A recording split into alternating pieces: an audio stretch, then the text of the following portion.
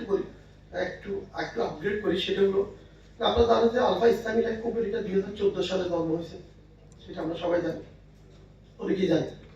আজকে কোম্পানিটা 11 বছর চলতেছে। 11 ইয়ার্সের মধ্যে আপনারা কেউ বলতে পারবেন না আলফা লাইফের কোনো ম্যাচুরিটি এসবি ক্লেমস দিতে গিয়ে একদিনও লেট হয়েছে, এবং ইনশাআল্লাহ এটা ভবিষ্যতে হবে না, আমরা সেটা ঠিক করতেছি। আরেকটা মেসেজ বলি আপনাদেরকে, আপনাদের শুনলে ভালো লাগবে। বাংলাদেশে 36টা লাইফ ইন্স্যুরেন্স কোম্পানি আছে, তার মধ্যে সর্বোচ্চ ফেড একটা কোম্পানি হল আলফা ইসলামী লাইফ। এটা জাস্ট আপনাদের তথ্যগুলো দিচ্ছে, আপনি নিতে পারেন। 2 নম্বরে আপনাদের শুনলে ভালো লাগবে, আলফা ইসলামের এত অল্প সময় এই পরিমাণ একটা লাইফ ফান্ড ক্রিয়েট হয়েছে যে আলফা ইসলামী লাইফে যদি কালকে দিনে, কালকে রোববারে অফিস ব্যাংক ওপেন, যদি আলফা ইসলামী লাইফের সব পলিসিও না, যতগুলো আমাদের লাইফের সবগুলো পলিসিও না যদি বলে আজকের দিনে আমাদেরকে ফ্যামিলি করতে হবে, ইনশাআল্লাহ আমরা সেটা করার মতো ক্যাপাসিটি আলফা লাইফের আছে। কারণ কি, আমরা ওইটা নিয়ে কাজ করতেছি। আমাদের 2 জন অভিজ্ঞ টিচাররা বললেন যে বিদেশি ইন্স্যুরেন্সটা, আসলে বিদেশি ইন্স্যুরেন্সটা সম্পর্কে একটু বলি, আপনাদের হয়তো ভালো লাগবে শুনলে। আমার খুব সুযোগ হয়েছে পৃথিবীর অনেক দেশে কাজ করার, অনেক দেশে ইন্স্যুরেন্স নিয়ে ব্যাপারে আমার খুব সুযোগ হয়েছে। আমার বয়স যখন 24 বছর, তখন আমি প্রথম ইন্স্যুরেন্স নিয়ে আমেরিকাতে ঢুকি, নিউ ইয়র্কে আমি ঢুকি, প্রথম আমেরিকাতে ঢুকি।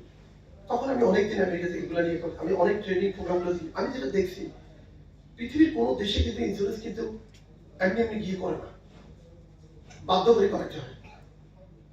তেমনি ভাবে ওখানে মাঠ কর্মী আছে, আমাদের মতো লোকগুলা গিয়ে কাজ করতেছে। কিন্তু ওই দেশে একটাই সুবিধা, সেটা হলো গভর্নমেন্ট তার স্যালারি থেকে এত বড় পরিমাণ একটা টাকা কেটে ফেলে বিমার জন্য, এই জন্য তারা বাধ্য হয়ে এই সুবিধাগুলো পায়। আমাদের দেশের গভর্নমেন্ট এখনো ওই লেভেলে যেতে পারে না। আমরা সেই ধরনের হসপিটাল কাভারেজ গুলো দিতে গেলে বা অসুস্থ কাভারেজ গুলো দিতে গেলে যে পরিমাণ টাকা তার থেকে আমরা কাটবো, এই পরিমাণ টাকা ইনকামের অবস্থা এখন আমাদের দেশে হয়নি। এটা আমি বলবো, আমি গভর্নমেন্টের একটু মানে একটু ইচ্ছে করলে পারতো আরেকটু করতে। কিন্তু বিশেষ করে আমেরিকা বলেন, কানাডা বলেন, ইংল্যান্ডে বলেন, অস্ট্রেলিয়া বলেন, আমি কয়েকটা দেশ, বড় বড় দেশগুলোর কথা বলছি এই জন্য, এই দেশগুলোতে আমার যে অভিজ্ঞতা হলো সেটা হলো এখানে মানুষ অনেক সচেতন থাকে। তো এজন্য যখন আমরা ব্রিফিং করে, আমার কাছে মনে হয় তখন পলিসিটা করতে সুবিধা হয়। এই জায়গাতে আমরা প্রায় 2000 ব্যক্তির কর্মসংস্থান এই ডিভিশনে অলরেডি আমরা করে ফেলেছি। এটাকে আমাদের ইচ্ছা যে আমরা যেন 10,000 15,000 ব্যক্তির রাজশাহী ডিভিশনে আমরা কর্মসংস্থানের সুযোগ করতে পারি। তাহলে যেটা হবে যে আমাদের কিন্তু এই যে বেকারত্বের যে বিষয়টা, এটা কিন্তু দূর হবে। পাশাপাশি আলফা ইসলামী লাইফের বিষয়ে জাস্ট অনেক কথা আপনারা শুনছেন, আমি জাস্ট দুটি কথা বলবো। একটা হচ্ছে কমিটমেন্টের যে ব্যাপারটা, আমাদের এমডি স্যার সবসময় এটা বলেন যে আলফা ইসলামী লাইফের কোন গ্রাহকের টাকা পেতে, আমাদের বিজ্ঞান স্যার বললো যে হ্যাঁ একটা সময় ছিল এরকম যে টাকা পেতে স্যান্ডেল জুতা ক্ষয় হয়েছে। এটা কিন্তু আমাদের একটা প্রচলিত একটা প্রবাদ হিসাবে অলরেডি তৈরি হয়ে গেছে যে ইন্স্যুরেন্সের টাকা পেতে জুতার তলা ক্ষয়। আসলে বাংলাদেশের প্রেক্ষাপটে বর্তমান সময়ে যদি আমি বলি, আলফা ইসলামী লাইফ আপনাকে নিশ্চিত করছে যে স্যান্ডেলের তলা, জুতার তলা তো ক্ষয় হওয়া দূরের কথা, আপনাকে জুতা পরতে হবে না আলফার টাকা পাওয়ার জন্য, জুতা পরারই দরকার হবে না। তার মানে আপনার যেদিন ম্যাচুরিটি ডেট, যেদিন আপনার টাকা পাওয়ার ডেট, ওই দিন অটোমেটিক্যালি আপনার জুতা পরার আগেই দেখবেন যে আপনার ব্যাংক অ্যাকাউন্টে টাকা চলে আসছে। সুতরাং আপনাকে আর আলাদা করে জুতা পরার দরকার হচ্ছে না, জুতা ক্ষয়ের তো প্রশ্নই আসে না। এই একটা মেসেজ। সেকেন্ড আরেকটা যেটা ব্যাপার, সেটা হলো যে আজকে দেখেন আমরা রাজশাহী থেকে প্রায় 15-16 জন একটা ইন্টারন্যাশনাল ট্যুরে যাওয়ার সুযোগ পাচ্ছি। আপনি বিষয়টাকে একটু চিন্তা করেন যে রাজশাহীতে এমন কোন প্রতিষ্ঠান আছে যে প্রতিষ্ঠানে আপনার একসাথে 15 জন বা 20 জন একটা দেশের বাইরে ভ্রমণের সুযোগ পাই। কিন্তু আমরা আলফা ইসলামী লাইফের পক্ষ থেকে 15-20 জন না, আমরা একটা ট্যুরে আমরা 30 জন সুযোগ পেয়েছিলাম।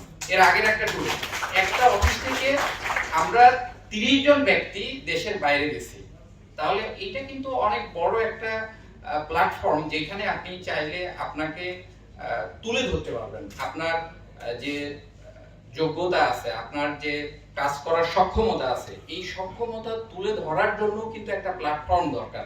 আমি অত্যন্ত কৃতজ্ঞ আমাদের সম্মানিত এমডি স্যারের প্রতি যে উনি আমাদেরকে কিন্তু এই প্ল্যাটফর্মটা উপহার দিয়েছেন, যাতে করে আমরা একটা নিজের অবস্থানকে এই জায়গায় তুলে ধরতে পারি। সেই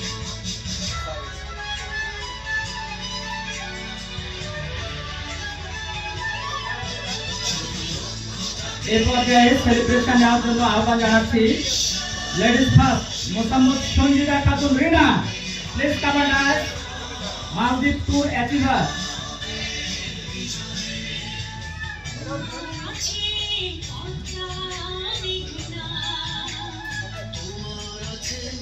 প্লিজ একটু বিগ হ্যান্ড দিয়ে অনুপ্রাণিত করি প্লিজ।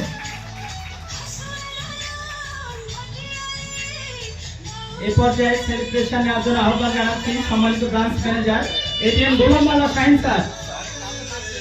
এটিএম গোলাম মাওলা শাহিন। ভাই সবার শট নেন।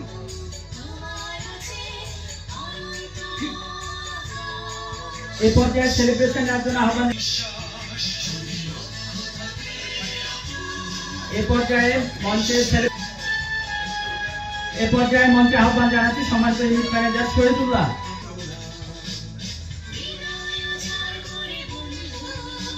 এই পর্যায়ে মঞ্চে আহ্বান জানাচ্ছি সম্মানিত ফিনান্সিয়াল অ্যাসোসিয়েট মোসাম্মদ জানিয়া বেগম, প্লিজ কামান্ড আস মোসাম্মদ জানিয়া বেগম, মালদ্বীপ ট্যুর অ্যাচিভার।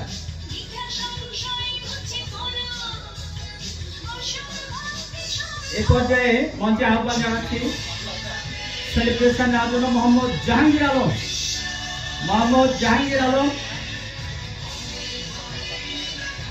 মালদ্বীপ ট্যুর অ্যাচিভার। এই বয়সেও ট্যুর অ্যাচিভ করছে মালদ্বীপ, বয়স কোনো ব্যাপার না। এই পর্যায়ে আহ্বান জানাচ্ছি মোসাম্মদ রত্না খাতুন, প্লিজ বিগান মালদ্বীপ ট্যুর অ্যাচিভার। এই পর্যায়ে আহ্বান জানাচ্ছি মোহাম্মদ আব্দুল ওহাব, সম্মানিত ফিনান্সিয়াল অ্যাসোসিয়েট আব্দুল ওহাব। এই পর্যায়ে আহ্বান জানাচ্ছি মোহাম্মদ আউয়াল Ali, please command us Maldives tour achiever. Mohammad Shahjahan Farhad, Mohammad Golam Kibria, Mohammad Sanowar Hossain.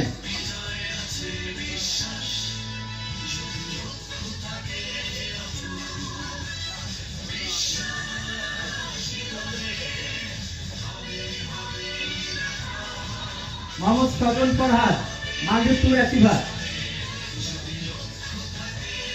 আমরা সকলের উদ্দেশ্যে জোরে করতালি দিয়ে সম্বর্ধনা জানাবো সবাই।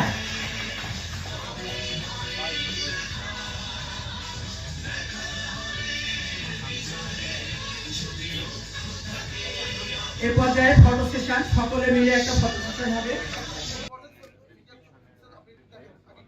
কেমন হচ্ছে প্লিজ একটু জানাবেন সকলে। আপনি